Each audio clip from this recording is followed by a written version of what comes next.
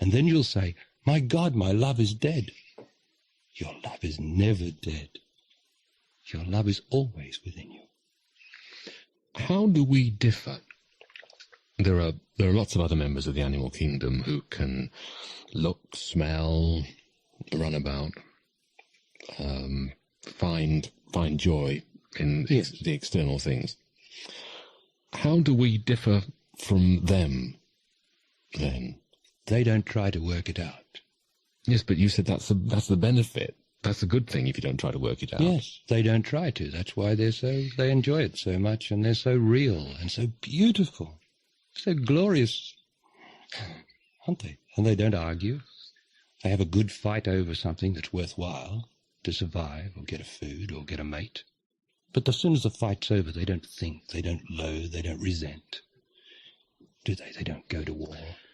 No, but they can't listen to Miles Davis or Beethoven and enjoy that moment of transcendent, I don't know, as if your soul glows when you've been put in mystical communion with another human being who's felt something at a different time in a different place and has managed to do something which communicates itself wherever you are. I mean, I can find that with music. And the sheep that live in the field opposite my house don't get that pleasure. I mean, all they get is standing up and chewing. Well, that's what you say, you see. But you see, Mozart only had to write his masterpieces because man and woman had lost touch with the music in themselves. When you find the music in yourself, you don't need Mozart. That's not to say Mozart is not beautiful and wonderful, but let's get it right. Let's get the perspective right. When man lost the music in himself, he started to look for other places to find it in the projected senses, and so he then had to try to produce it.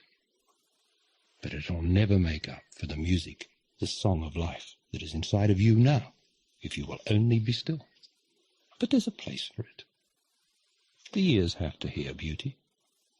What about the immense pleasure that all of us, the lucky ones, can have from interrelationship with another human being? When you can look another human being in the eye, be it your wife, your children, or whoever, and know that there's a sort of resonance, that you know that they understand what you are thinking, or you understand what they are thinking, and there's a closeness. Where does that fit in? Because are you going to say, well, that's just another stimulation? No, that is the being together. That is what you and I have now while we're talking to each other. We are in being. We are in that situation because we're talking about love and life. And when you talk about love and life, you experience love and life. When you talk about excitement, you experience excitement. But unfortunately, every time you get excited, you're going to have to get unexcited, which means have some pain, some worry. Because you can't have one side of excitement without the negative of it. Oh, yes, now there's something else. I'm pointing at you, but it's rude to point, I know. But I went to a place last week that exists in Oxford where children who are very, very ill, terminally ill, can go, where they're surrounded by love and they're cared for. I went up there last week, and whenever I go, I always anew have to confront the why pain, why suffering, why children have to die thing. I can never resolve that.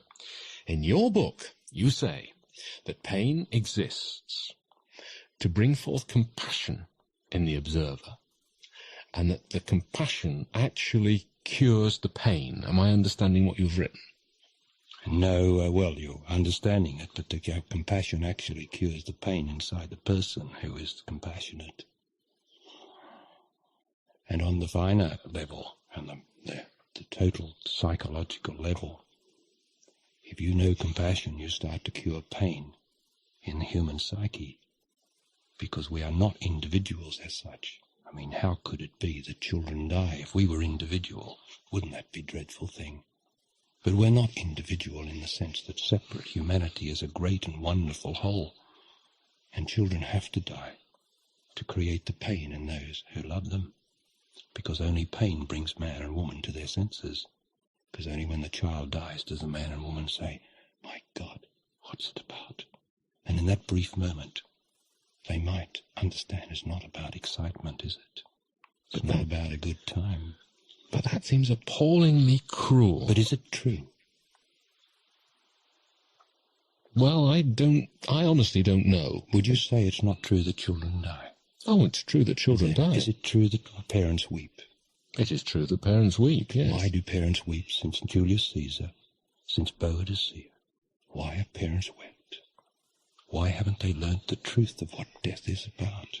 Because once you learn the truth of death, you do not weep any more, but you have compassion. You understand the suffering, but you do something about it. You just don't buy your child a birthday present alone. You don't just look after it and feed it and give it a good education. You say, "I love you sufficiently to love you every moment of the day. Now be still. Let me tell you the secret of life and love.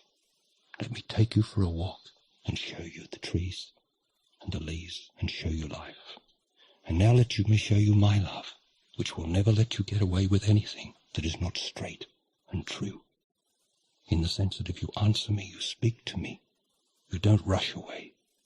When I speak to you, speak to me, because we're two human beings. You don't treat children like children." Is it vitally important to an understanding of this, to get this idea that which has come to me from several people that have sat in that chair, the idea that we are one organism or part of one organism, that the links between every human being are much more than we think they are, that we are all part of? Indeed.